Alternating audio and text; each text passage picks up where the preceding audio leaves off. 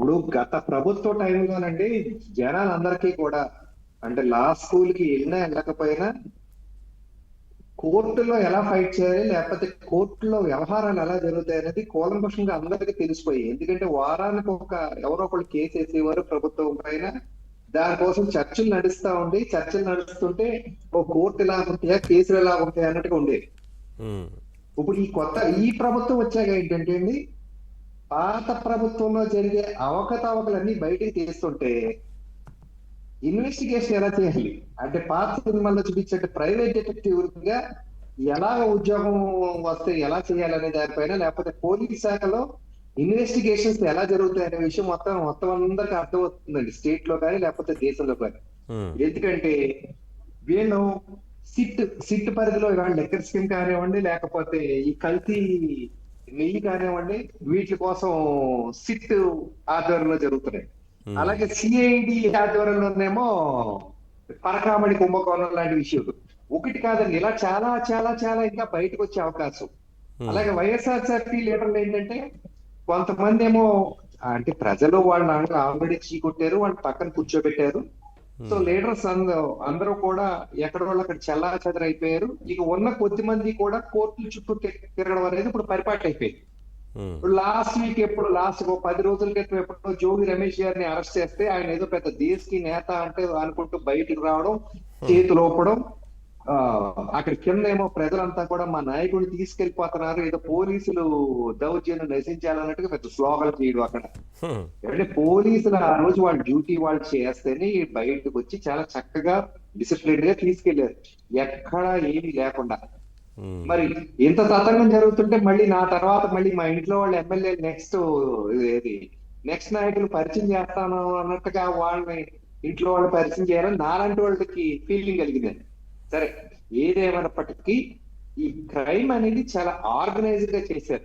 అవును. అంటే ఈ వైఎస్ఆర్సీపీ డిఎన్ఏ లోనే ఇది ఉంది, ఇప్పుడు కాదండి. గతంలోనే వారి అధినేత జైలుకి వెళ్ళారు, కొన్ని నెలల పాటు జైల్లో ఉన్నారు. జైల్లో నుంచి బయటకు వచ్చిన తర్వాతే ఆ నేత పోటీ చేస్తే అతన్ని తిరస్కరించారు. అన్ఫార్చునేట్లీ 2019 లో కొన్ని అనుకోని సర్కమ్స్టెన్సెస్ లో ఆయనకు ఒక అధికారం ఇచ్చారు. ఆ వన్ టైమ్ గానే ఉంటారు తప్పితే వన్ టైం అండర్కి ఇంకొకసారి మాత్రం ఇటువంటి అవినీతి పనులు ఎప్పుడూ కూడా రానివ్వకూడదు అనేది ప్రజలు గ్రహించి భారీ స్థాయి మెజార్టీలు ఇచ్చారు. మామూలుగా కాదండి, భారీ స్థాయిలో మెజార్టీ ఇచ్చారంటే చాలా కసిగా కొట్టారని దాని అర్థం. సో వీళ్ళు ఎప్పుడూ కూడా ఇంకొకసారి రాదు.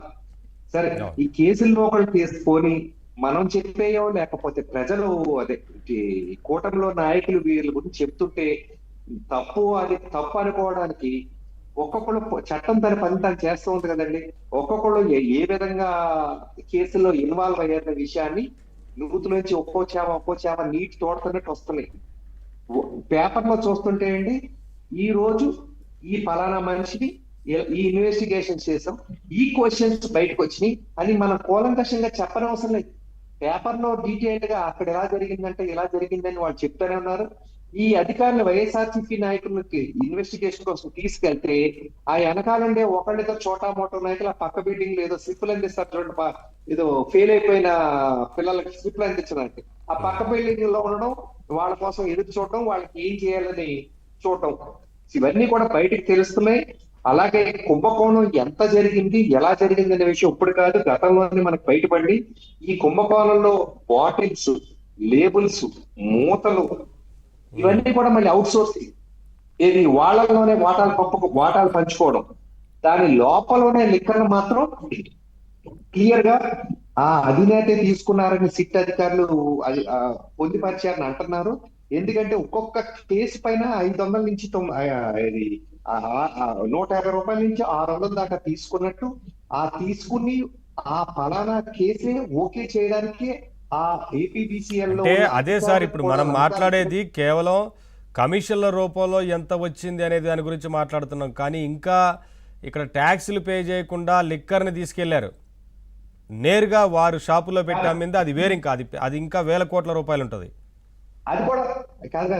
ఇప్పుడు మా కాకినాడలో ఒకటి ఉంటదండి, కాకినాడలో యానా నుంచి సరుకు తెస్తా ఉంటారు. యూజువల్లీ ఏంటంటే ఈ వైఎస్ఆర్సీపీ నాయకులు వచ్చాక ఏం చేసేవారు అంటే వాళ్ళు ఎక్కువ షాపులు దక్కించుకునేవారు. ఎందుకంటే యానాంలో ఎన్డీపీ లిక్కర్ ఉంటుంది, నాన్ డ్యూటీ పెయిడ్ లిక్కర్.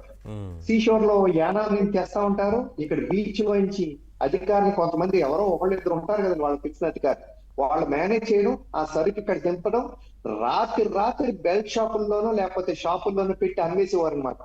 ఎక్కడ ఎక్కడ ఎవరో తనిఖీ చేసేవారు కాదు కదండి. ఇప్పుడు ఇవాళ ఏదో పేపర్లో చదివాను, అనకాపల్లిలో ఒక లిక్కర్ షాప్ లో ఎక్కడో తనిఖీలు చేస్తుంటే వేరే షాపుల్లో ఉన్న లిక్కర్ వచ్చి ఈ బార్ లో ఉన్నట్టు. సో ఇవన్నీ తనిఖీలు చేస్తున్నారంటే ప్రభుత్వం పనిచేస్తుందని దాని అర్థం. ఉమ్, సో అటువంటి ఇప్పుడు గత ప్రభుత్వంలో చేసేవారు కాదు. ఇప్పుడు ఈ షెల్ కంపెనీలు ఇవన్నీ అంటారు, ఇప్పుడు కాదండి. ఇప్పుడు నేను చెప్పినట్టు జగన్మోహన్ రెడ్డి గారు ఈ సీఎం అవ్వకముందే వారి తండ్రి గారు సీఎం గా ఉన్నప్పుడు ఇటువంటి పనులన్నీ అలవాటు వాటి కోసమే కదండి ఆయన జైలుకి వెళ్ళిన సందర్భాలు. ఉమ్, సో అప్పటి నుంచి ఆయనకు అలవాటు అదే ఫార్మాట్ లో ఆయనని ముందుకు తీసుకెళ్తా ఉన్నారు. ఇంకొక విషయం ఏంటంటే అండి, ఈ వైసీపీకి టోటల్ గా కూడా ఒకటే ఫార్మాట్ ఉంటుంది ఎప్పుడు కూడా. ఉమ్, జనాలు ఎవరైనా దొరికారనుకోండి,